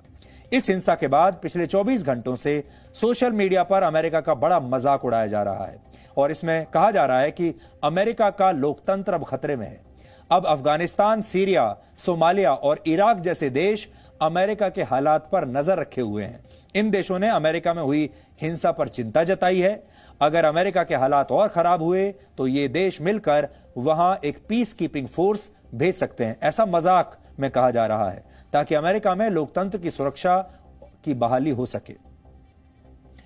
यह सिर्फ एक मजाक है और इसमें कोई सच्चाई नहीं है, लेकिन दुनिया के जिम्मेदार देश इस बात पर गंभीरता से अब जरूर विचार कर सकते हैं। और आज हम जी न्यूज के माध्यम से, क्योंकि जी न्यूज भी 180 देशों में देखा जाता है, तमाम देशों को यह सुझाव देना चाहते हैं कि दुनिया के जो बड़े लोकतांत्रिक देश हैं उन्हें अमेरिका में शांतिपूर्ण और लोकतांत्रिक तरीके से सत्ता के हस्तांतरण के लिए अपने ऑब्जर्वर्स अमेरिका में भेजने चाहिए। और अगर ये सारे देश चाहें तो इसके लिए भारत के लोकतांत्रिक अनुभव की मदद ये सारे देश ले सकते हैं। हम तो ये कहेंगे कि भारत के नेतृत्व में दुनिया के तमाम देशों का एक डेलीगेशन ऑब्जर्वर्स का वो अमेरिका जाए और वो अमेरिका जाकर ये देखे, सुपरवाइज करे कि अमेरिका में जो कुछ हो रहा है वो लोकतांत्रिक तरीके से हो और वो सही और पारदर्शी तरीके से हो। यह समय आ गया है अब भारत जैसे देशों को अमेरिका पर नजर रखनी पड़ेगी। वर्षों से अमेरिका दुनिया के दूसरे देशों के साथ ऐसा ही करता आया है। वो खुद को लोकतंत्र का सबसे बड़ा रक्षक मानता है, लेकिन वहां से आई इन तस्वीरों के बाद अब अमेरिका के पास अपने लोकतंत्र पर गर्व करने की बहुत ही कम वजहें बची हैं। पिछले 20 वर्षों में अमेरिका ने लोकतंत्र की बहाली के नाम पर 7 देशों पर हमला किया है या फिर सैन्य कार्रवाई की है। अमेरिका के राष्ट्रपति ट्रंप ने भारत और पाकिस्तान के बीच मध्यस्थता का ऑफर दिया है और आपने देखा होगा अमेरिका दुनिया भर में जहां भी कोई विवाद होता है सबसे पहले कहता है कि हम मध्यस्थता करेंगे। भारत में धार्मिक स्वतंत्रता और जम्मू कश्मीर में मानवाधिकारों के मुद्दे पर भी अमेरिका की अलग अलग कमिटीज ने कई बार भारत विरोधी रिपोर्ट्स जारी की हैं, लेकिन अब भारत जैसे देशों को तुरंत अमेरिका की इन सारी चालों को बंद कर देना चाहिए। आज अमेरिका के साथ पश्चिमी मीडिया को भी सीख लेने की जरूरत है। अगर ऐसी घटना किसी और देश में होती तो अमेरिका के अखबारों में हेडलाइंस बनाई जाती जिसमें अमेरिका की सेना से उस देश में जाकर लोकतंत्र को बहाल करने की मांग की गई होती। दुनिया के लिए अमेरिका की मीडिया के नियम अलग होते हैं, लेकिन अपने देश को वो अलग तरीके से देखते हैं। अब अमेरिका में भी वहां की सरकार पर सवाल उठ रहे हैं। वहां के लोग कह रहे हैं कि इस हिंसा की पूरी जिम्मेदारी ट्रंप की है। हैरान करने वाली बात यह है कि ट्रंप की पार्टी के सांसद भी अब उनका विरोध कर रहे हैं। उनकी कैबिनेट से 2 मंत्रियों ने इस्तीफा दे दिया है और अमेरिकी संसद की स्पीकर नैन्सी पेलोसी ने भी कहा है कि अगर ट्रंप को उनके पद से हटाया नहीं गया तो उनके खिलाफ दूसरी बार अविश्वास प्रस्ताव लाया जाएगा। अमेरिका में नई सरकार बनने से पहले एक और अविश्वास प्रस्ताव ट्रंप की बची हुई राजनीतिक साख को भी खत्म कर सकता है। अब आप सुनिए ट्रंप और उनके राजनीतिक विरोधी क्या कह रहे हैं। I would like to begin by addressing the heinous attack on the United States Capitol. Like all Americans, I am outraged by the violence, lawlessness, and mayhem. I immediately deployed the National Guard and federal law enforcement to secure the building and expel the intruders. America is and must always be a nation of law and order. The demonstrators who infiltrated the Capitol have defiled the seat of American democracy. To those who engaged in the acts of violence and destruction, you do not represent our country. And to those who broke the law, you will pay. We have just been through an intense election and emotions are high, but now tempers must be cooled and calm restored. We must get on with the business of America. In calling for this seditious act, President has committed an unspeakable assault on our nation and our people. I join the Senate Democratic leader in calling on the Vice President to remove this president by immediately invoking the 25th Amendment. If the Vice President and Cabinet do not act, the Congress may be prepared to move forward with impeachment.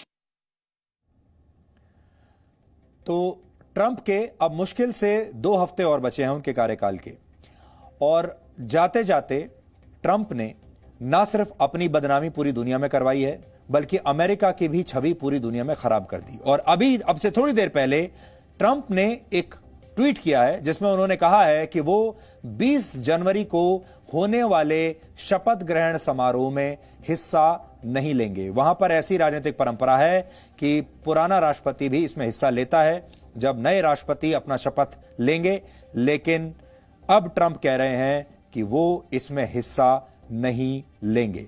तो कोई नेता जब इतना स्वार्थी हो जाता है और जब वो अपनी सत्ता से, अपनी कुर्सी से इतना ज्यादा प्यार करने लगता है कि चुनाव हारने के बाद भी वो अपनी कुर्सी को छोड़ना नहीं चाहता, तो फिर यही होता है, उस देश की भी बदनामी होती है और नेता की बदनामी जो होती है वो तो है ही। अब हम आपसे दिल का दर्द शेयर करेंगे। इसके लिए हम आपको भारतीय क्रिकेट टीम के पूर्व कप्तान सौरव गांगुली का एक संदेश सुनाना चाहते हैं। बीसीसीआई के अध्यक्ष सौरव गांगुली को हाल ही में हार्ट अटैक आया था। हालांकि अब वो बिल्कुल ठीक हैं और अस्पताल से घर जाने के लिए जब उन्हें छुट्टी मिली तो उन्होंने एक संदेश आप तक पहुंचाने की कोशिश की है। उन्होंने प्रसिद्ध कार्डियोलॉजिस्ट डॉक्टर देवी शेट्टी से कहा कि वो देश के लोगों को उनके दिल की बात बताएं।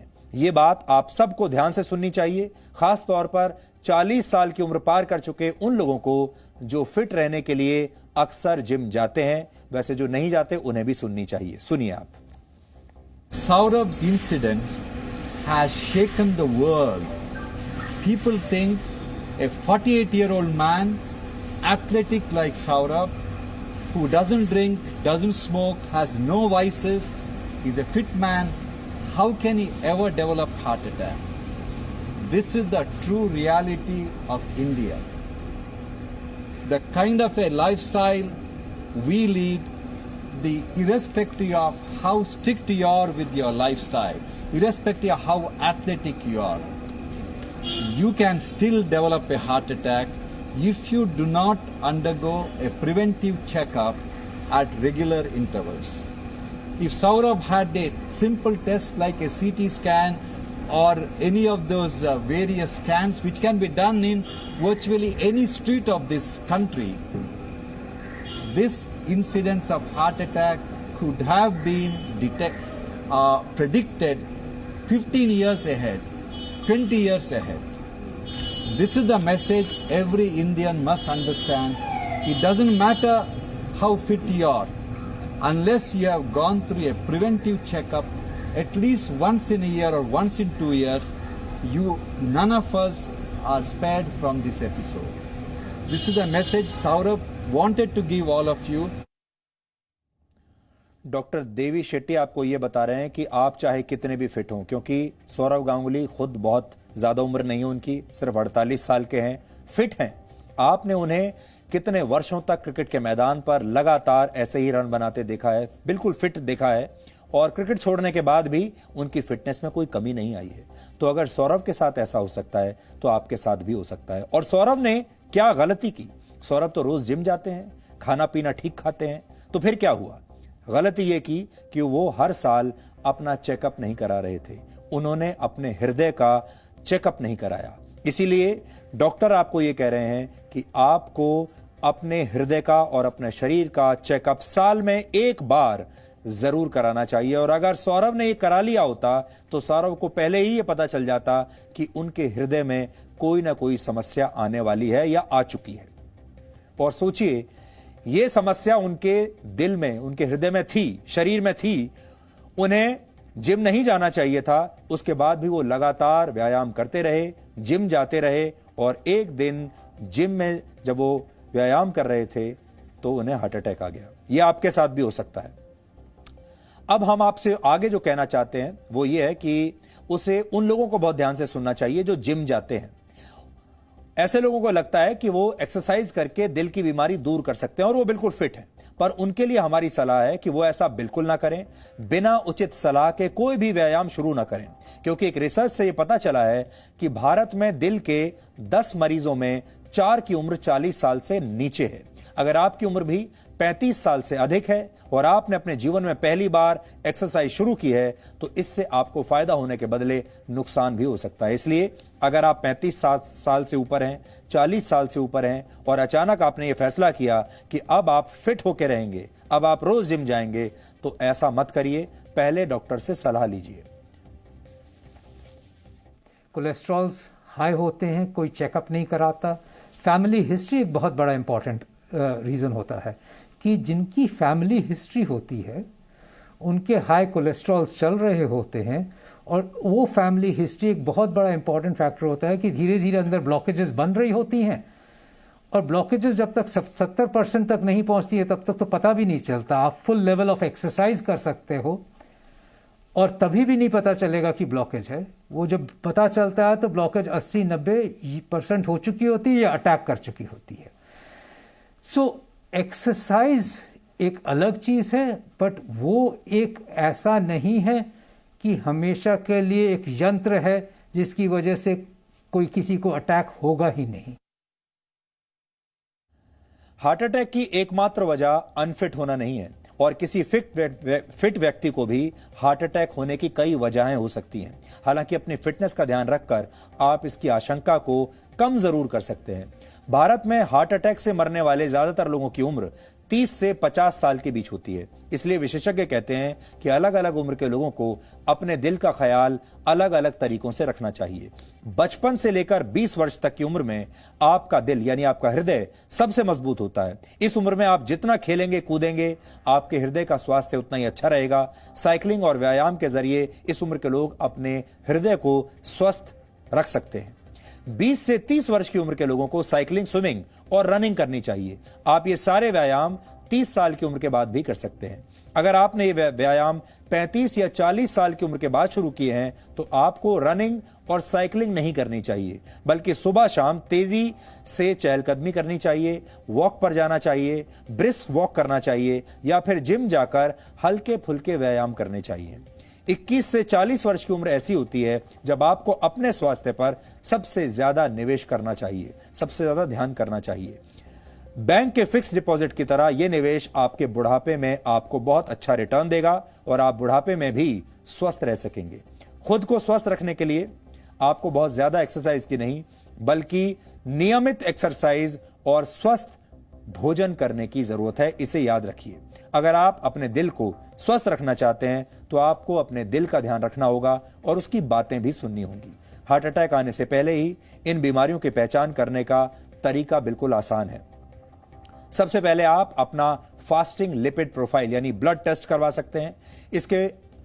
इससे आपके शरीर में कोलेस्ट्रॉल के स्तर का पता चलेगा और इसका आपके हृदय के स्वास्थ्य से सीधा संबंध है। दिल के स्वास्थ्य का हाल बताने वाला सबसे सामान्य टेस्ट इलेक्ट्रोकार्डियोग्राम होता है, जिसे ईसीजी भी कहते हैं। ईसीजी में दिल की धड़कन को विद्युत तरंगों के रूप में देखा जा सकता है और इन्हीं तरंगों से दिल की बीमारी का पता चलता है। एक और टेस्ट होता है जिसे इकोकार्डियोग्राम कहते हैं। इसे आप इको टेस्ट के नाम से भी जानते हैं। इसमें हाई फ्रीक्वेंसी की ध्वनि तरंगों से आपके हार्ट के वाल्व्स और चेंबर्स की तस्वीर बनाई जाती है और आपके हृदय की काम करने की क्षमता के बारे में पता चलता है। और एक और टेस्ट होता है जिसे आप ट्रेडमिल टेस्ट कहते हैं। इसके लिए मरीज को ट्रेडमिल पर चलना या दौड़ना होता है और परिश्रम के दौरान आपके हृदय पर तनाव के असर को रिकॉर्ड किया जाता है। ये तीनों बेसिक टेस्ट हैं और इन टेस्ट के आंकड़ों से आपके दिल के बारे में प्रमुख जानकारियां मिल सकती हैं। अगर इन टेस्ट में कोई समस्या मिले तो फिर आपको एडवांस टेस्ट की जरूरत होती है, जो कि आपको आपके डॉक्टर बेहतर तरीके से बता सकते हैं। हमारा कर्तव्य इतना है कि हम आपको आपके हृदय के बारे में जानकारी देते रहें, आपको जागरूक बताते रहें और आपको यह बताते रहें कि कहां आपको कौन सी गलती नहीं करनी है। इसलिए सौरव गांगुली ने जो गलती की वो आप मत कीजिए और सौरव गांगुली ने जो आपको राय दी है उसे ध्यान से समझकर हमेशा याद रखिए। अब आज का सवाल, आपको यह बताना है कि किस महान खगोल शास्त्री ने शनि ग्रह के रिंग्स की खोज की थी। आप रिसर्च कीजिए और ब्रेक के बाद हम आपको सही जवाब बताएंगे।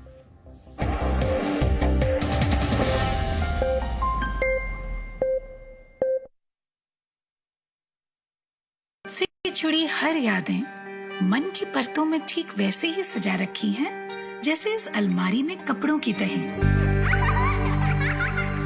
उनके संघर्ष की धूप ने मुझे लक्ष्य पाने की सीख दी है और उनकी सांवली छाया ने माँ के संस्कार।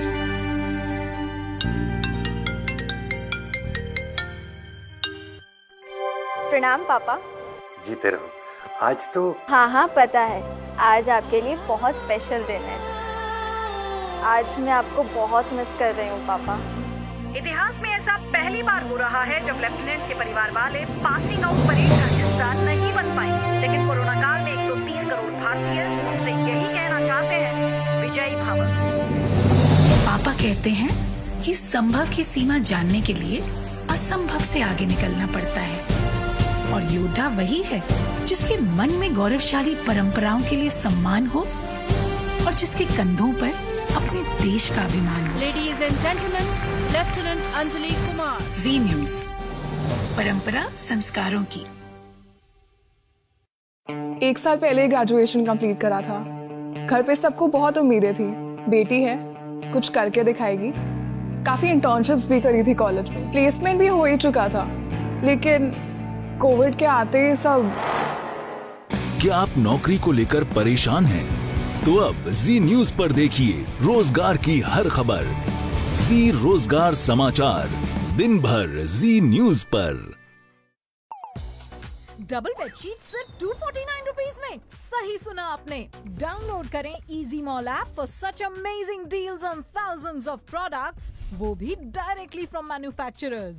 साथ ही देखिए lip smacking food videos, health and fitness videos, top news videos, Bollywood videos और भी बहुत कुछ। डाउनलोड करें easy mall Android app for unlimited shopping, entertainment and more. Easy mall, आपका अपना वीडियो ऐप।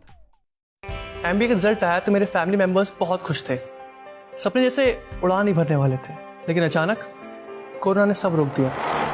क्या आप नौकरी को लेकर परेशान हैं? तो अब जी न्यूज पर देखिए रोजगार की हर खबर। जी रोजगार समाचार, दिन भर जी न्यूज पर।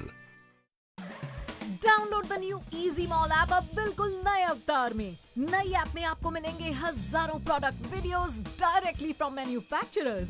साथ ही देखिए लिप स्मैकिंग फूड वीडियोस, खूबसूरत home decor videos, gardening videos, Bollywood videos and latest news videos और भी बहुत कुछ। तो आज ही प्ले स्टोर से इजी मॉल एंड्रॉइड ऐप को डाउनलोड करें और देखें अपने मनपसंद वीडियोस कभी भी कहीं भी।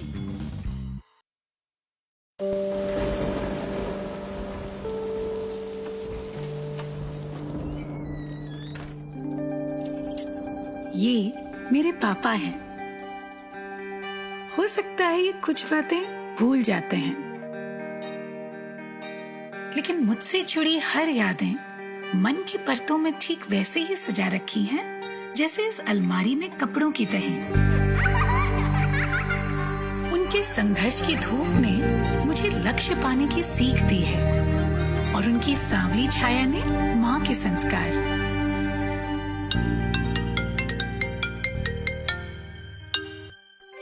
प्रणाम पापा। जीते रहो। आज तो हाँ पता है, आज आपके लिए बहुत स्पेशल दिन है। आज मैं आपको बहुत मिस कर रही हूँ पापा।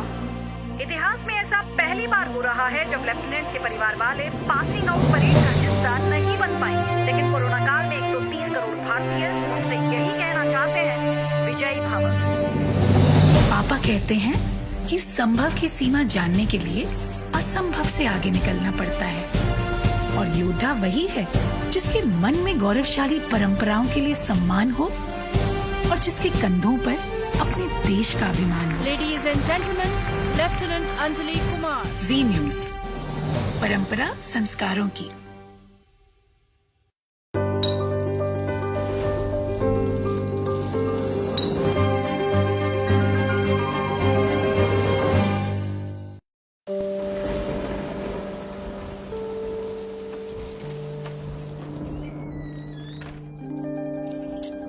ये मेरे पापा हैं। हो सकता है ये कुछ बातें भूल जाते हैं, लेकिन मुझसे जुड़ी हर यादें मन की परतों में ठीक वैसे ही सजा रखी हैं जैसे इस अलमारी में कपड़ों की तहें। उनके संघर्ष की धूप ने मुझे लक्ष्य पाने की सीख दी है और उनकी सांवली छाया ने माँ के संस्कार।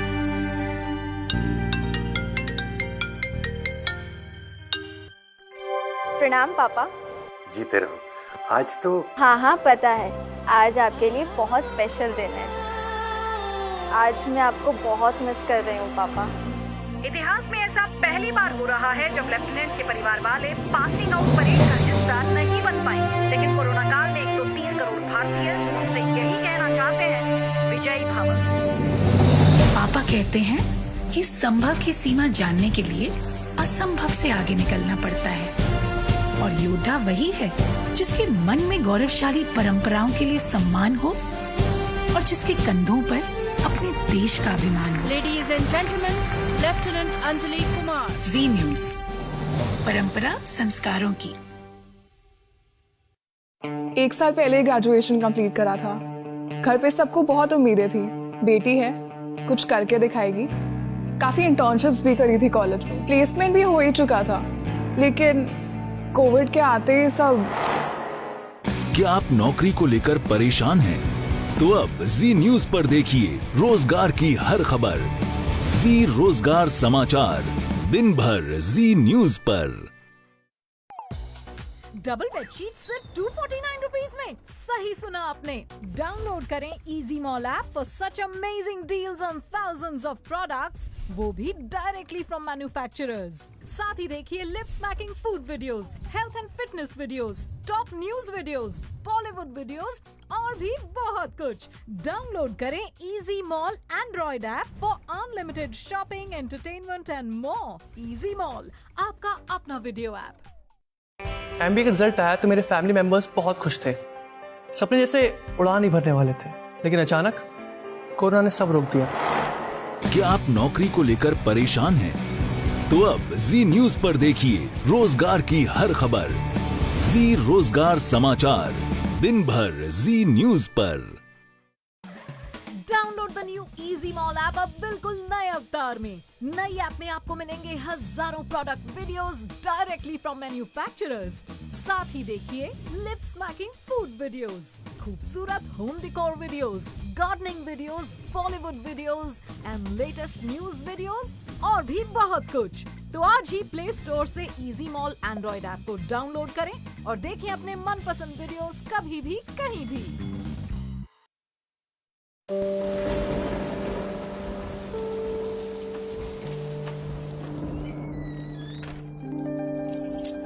ये मेरे पापा हैं।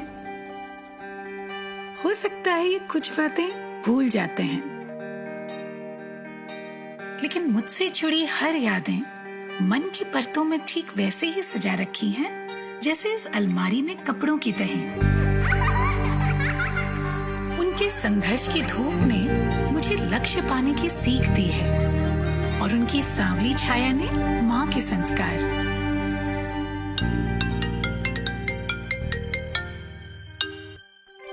प्रणाम पापा। जीते रहो। आज तो। हाँ पता है, आज आपके लिए बहुत स्पेशल दिन है। आज मैं आपको बहुत मिस कर रही हूँ पापा। इतिहास में ऐसा पहली बार हो रहा है जब लेफ्टिनेंट के परिवार वाले पासिंग आउट परेड का हिस्सा नहीं बन पाए, लेकिन कोरोना काल में 130 करोड़ भारतीय उनसे यही कहना चाहते हैं, विजयी भव। पापा कहते हैं कि संभव की सीमा जानने के लिए असंभव से आगे निकलना पड़ता है और योद्धा वही है जिसके मन में गौरवशाली परंपराओं के लिए सम्मान हो और जिसके कंधों पर अपने देश का अभिमान हो। Ladies and gentleman, lieutenant Anjali Kumar. Zee News, परंपरा संस्कारों की।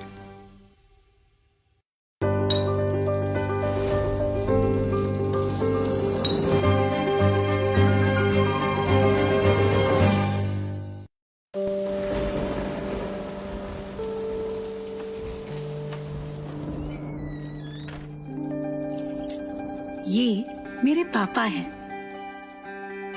हो सकता है ये कुछ बातें भूल जाते हैं, लेकिन मुझसे जुड़ी हर यादें मन की परतों में ठीक वैसे ही सजा रखी हैं जैसे इस अलमारी में कपड़ों की तहें। उनके संघर्ष की धूप ने मुझे लक्ष्य पाने की सीख दी है और उनकी सांवली छाया ने माँ के संस्कार।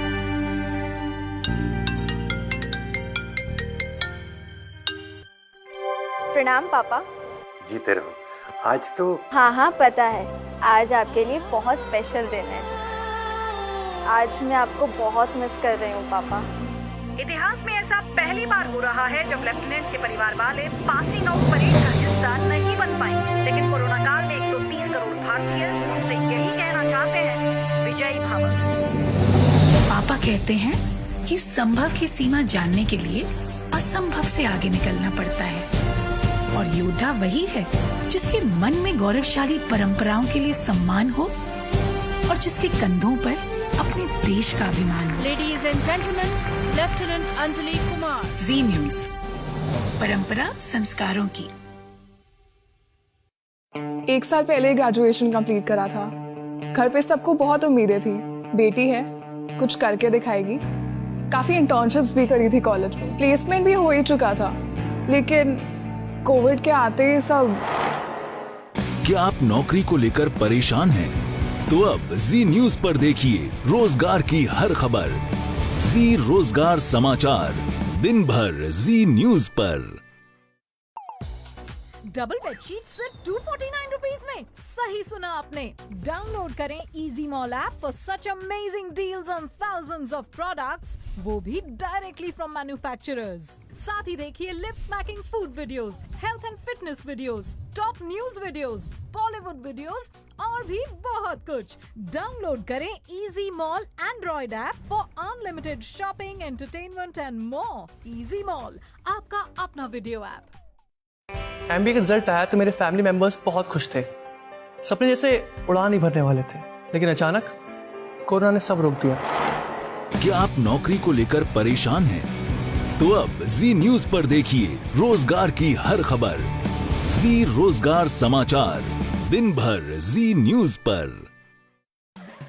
Download the new easy mall app अब बिल्कुल नए अवतार में। नई ऐप में आपको मिलेंगे हजारों product videos directly from manufacturers.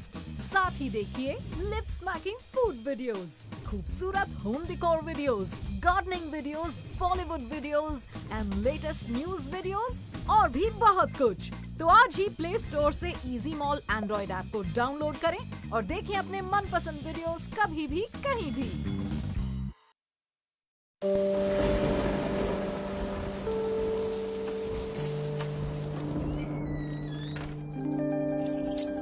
ये मेरे पापा हैं। हो सकता है ये कुछ बातें भूल जाते हैं, लेकिन मुझसे जुड़ी हर यादें मन की परतों में ठीक वैसे ही सजा रखी हैं।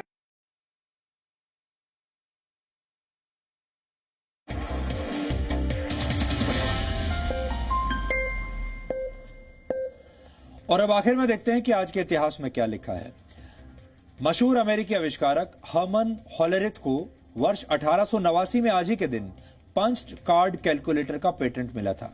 इस कैलकुलेटर का इस्तेमाल डेटा स्टोरेज के लिए किया जाता था और यही तकनीक बाद में दफ्तरों में पंच्ड कार्ड मशीन में इस्तेमाल होने लगी। और आप भी अगर किसी बड़ी कंपनी के दफ्तर में काम करते हैं तो आपको भी अपनी अटेंडेंस इसी मशीन के जरिए लगानी होती है।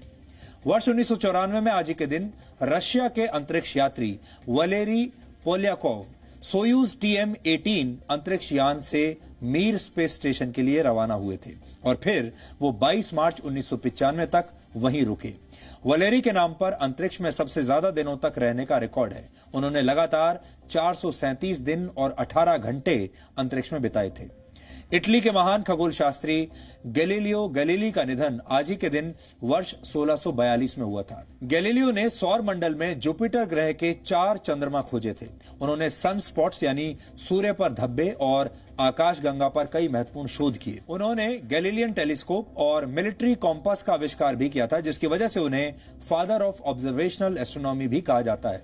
गैलीलियो ने ही शनि ग्रह के रिंग्स यानी छल्लों की खोज भी की थी और एक दौर ऐसा भी था जब पृथ्वी को ब्रह्मांड का केंद्र माना जाता था और कहा जाता था कि सूर्य सहित बाकी सभी तारे और ग्रह पृथ्वी की परिक्रमा करते हैं। और उस समय गैलीलियो ने कोपरनिकस की हेलियोसेंट्रिज्म की थ्योरी को दुनिया के सामने रखा, जिसमें यह कहा गया कि पृथ्वी और बाकी के ग्रह सूर्य के चक्कर लगाते हैं और सूर्य ही हमारे सौर मंडल का केंद्र है। इस सिद्धांत की वजह से उनका बहुत विरोध हुआ था और उन्हें वर्ष 1633 में आजीवन कारावास की सजा सुनाई गई थी, लेकिन उनकी वृद्धावस्था को देखते हुए उन्हें घर में ही तब नजरबंद कर दिया गया था। तो सच बोलने का यह इनाम उन्हें मिला था। वर्ष 1942 में आज ही के दिन विश्व प्रसिद्ध भौतिक वैज्ञानिक और लेखक स्टीफन हॉकिंग का जन्म हुआ था। स्टीफन हॉकिंग को ब्लैक होल से निकलने वाले रेडिएशन के सिद्धांत और थ्योरी ऑफ कॉस्मोलॉजी के लिए जाना जाता है। स्टीफन हॉकिंग ALS नामक बीमारी से पीड़ित थे, जिसकी वजह से वो हमेशा व्हीलचेयर पर ही रहते थे और बोल भी नहीं सकते थे।